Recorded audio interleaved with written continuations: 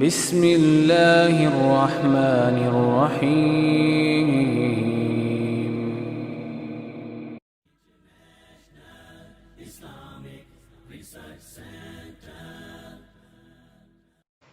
ستائیس رجب کی رات جسے عموماً شب معراج کہا جاتا ہے، اس میں آپ صلی اللہ علیہ وسلم کو اگر معراج نصیب ہوئی، اگر کا لفظ میں اس لیے بول رہی ہوں کہ اس تاریخ میں بھی اختلاف ہے، سال میں بھی اختلاف ہے، اس کا ذکر میں بعد میں کروں گی. اگر آپ کو معراج نصیب ہوئی بھی اس رات میں، تو آپ صلی اللہ علیہ وسلم نے اسی رات جو مخصوص عبادت کی، اس کے بعد کبھی بھی ہر سال 27 رجب کو کوئی خاص عبادت نہیں کی. نہ ہی صحابہ کرام نے کبھی 27 رجب کی رات کو کوئی شب بیداری کی یا اس کی کوئی فضیلت بتائی. اسی طرح جہاں تک روزے کا تعلق ہے تو روزہ بھی سنت سے ثابت نہیں ہے، عزت افزائی کی جاتی.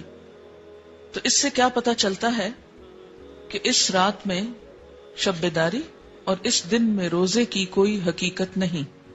اسی طرح جہاں تک امام جعفر کے نام پر جو کنڈے دیے جاتے ہیں، تو بات یہ ہے کہ یہ تاریخ نہ تو امام جعفر رحمت اللہ علیہ کی پیدائش کی ہے اور نہ ہی آپ کی وفات کی ہے، لہذا ان کی طرف اس کی نسبت کا کوئی ثبوت ہی نہیں ملتا یا جواز ہی نہیں ملتا. امام جعفر رحمت اللہ علیہ کی ولادت ایک روایت کے مطابق 8 رمضان 80 ہجری میں ہوئی، یا 83 ہجری کی روایت بھی موجود ہے، 83 یا 80، اور وفات شوال کے مہینے میں 148 ہجری میں ہوئی. اس لیے نہ تو ہم یہ کہہ سکتے ہیں کہ آپ کی پیدائش کی خوشی میں یہ ہو رہا ہے، اور نہ ہی یہ کہہ سکتے ہیں کہ آپ کی وفات کے ضمن میں یہ کوئی کام ہو رہا ہے.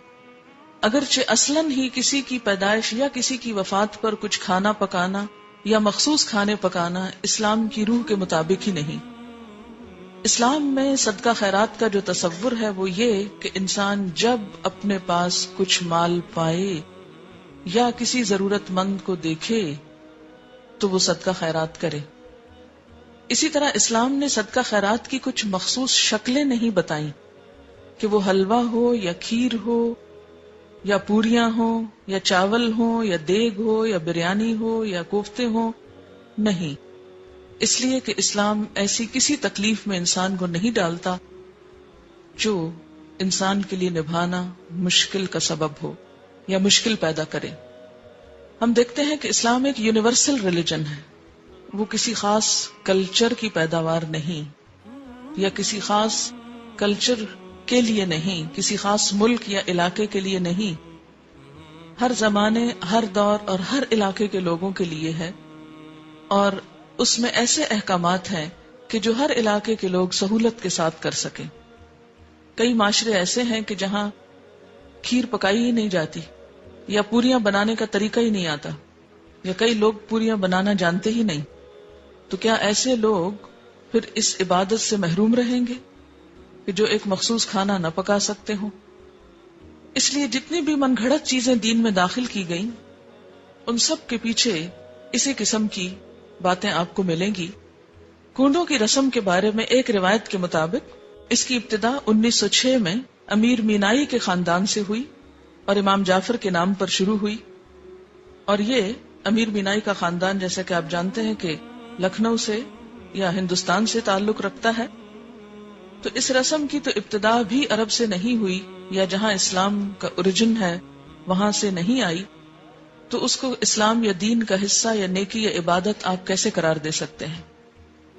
اگر آپ کو کسی کو بھی روح کو ثواب پہنچانا ہے، ان کے لیے صدقہ خیرات کرنا ہے، تو کوئی دن مقرر کرنے کی ضرورت نہیں. جب آپ کا دل چاہے اور جہاں آپ کا دل چاہے، جہاں آپ ضرورت سمجھیں وہاں آپ کر لیں.